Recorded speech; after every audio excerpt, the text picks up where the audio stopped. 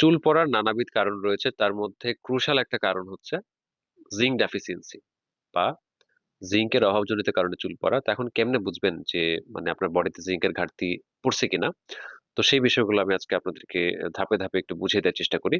তো যদি দেখেন যে আপনার বালিশে বা হচ্ছে আপনার চিরুনিতে আগে থেকে খুব বেশি পরিমাণে হঠাৎ করে চুল ঝরা শুরু হচ্ছে বা চুল দেখা যাচ্ছে আগের থেকে খুব বেশি পরিমাণে, এটা মোর দেন অ্যাক্সেস হতে পারে, অনেক বেশি হতে পারে।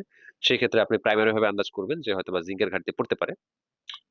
দেন যদি এই লক্ষণগুলো মিলে যে আপনার চুলগুলো আস্তে আস্তে বিবর্ণ হচ্ছে, মানে জেনারেলি হচ্ছে লালচে আমাদের চুল হয়ে যায় না, মানে এমনিতে ন্যাচারালি কালো থাকে। দেন যাদের হচ্ছে জিঙ্কের ঘাটতি পড়ে চুলগুলো আস্তে আস্তে বিবর্ণ হতে থাকে, লালচে হয়ে থাকে।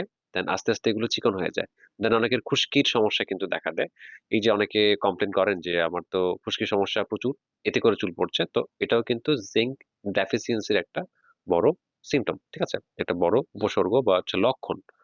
তো আরো একটা মানে গুরুত্বপূর্ণ বিষয় এটা হচ্ছে যে আপনার নখে যদি এরকম ফুল থাকে না অনেকের, এই যে নখের মধ্যে ফুল থাকে, মানে এরকম দেখা যায় সাদা সাদা এরকম দাগ পড়ে, সেই ক্ষেত্রেও কিন্তু আপনার মানে জিঙ্ক ডেফিসিয়েন্সি কিন্তু সেটা নির্দেশ করে, যদিও সেটা ভিটামিন বি 7 বা বায়োটিনের জন্য হয়ে থাকে। বাট জিঙ্কের ব্যাপারটা আমরা একেবারে দেখা যায় উড়িয়ে দিতে পারি না।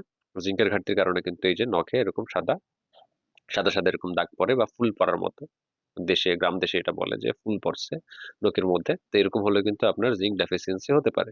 ঠিক আছে, তো এই বিষয়গুলো আপনারা যদি নোটিস করেন সেই ক্ষেত্রে আপনি কিন্তু বুঝতে পারেন যে আপনার জিঙ্কের কারণেই মানে চুলগুলো পড়ছে। তো এখন সমাধান কি? সমাধান হচ্ছে আপনি ন্যাচারাল যে ফুড গুলো আছে সেগুলো থেকে আপনি ফার্স্টে ট্রাই করতে পারেন, যেমন কাজু বাদাম বা এমনিতেই পিনাট যেগুলো পাওয়া যায়, বাদাম যদি আপনি প্রত্যেকদিন রাখেন আপনার খাবারের রুটিনে, সেই ক্ষেত্রে আপনার জিঙ্কের ঘাটতি পূরণ হতে পারে।